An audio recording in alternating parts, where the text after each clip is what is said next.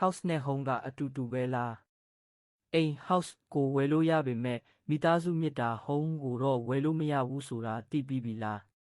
ဒီနေ့မှာတော့ house နဲ့ home ဘယ်လိုကွာလဲဆိုတာအတူတူလေ့လာကြည့်ရအောင်နော်ပထမဦးဆုံးအနေနဲ့ house အကြောင်းကြည့်ရအောင်ပါ house ဆိုတာကအုတ်တဲခဲတွေနဲ့ဆောက်ထားတဲ့အဆောက်အဦဖြစ်ဒီကိုပြောတာပါဥပမာ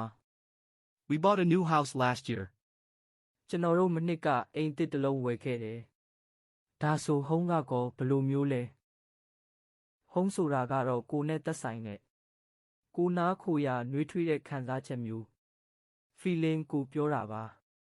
အဲ့ဒီမှာတက်တောင့်တက်တာရှိမှုချစ်ချင်းမေတ္တာနဲ့မိသားစုတွေရှိပါတယ်ဥပမာ My home is where my family is. ကျွန်တော်မိသားစုရှိတဲ့နေရာဟာကျွန်တော်ရဲ့အိမ်ကြီးဟာပဲပေါ့မှတ်ထားဖို့ကတော့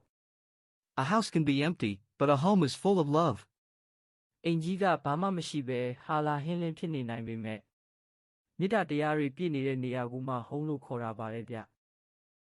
အခုဆိုရင်တော့ house နဲ့ home ကွာခြားချက်ကိုရှင်းရှင်းလင်းလင်းကြီးသိသွားကြပြီလို့ထင်ပါတယ်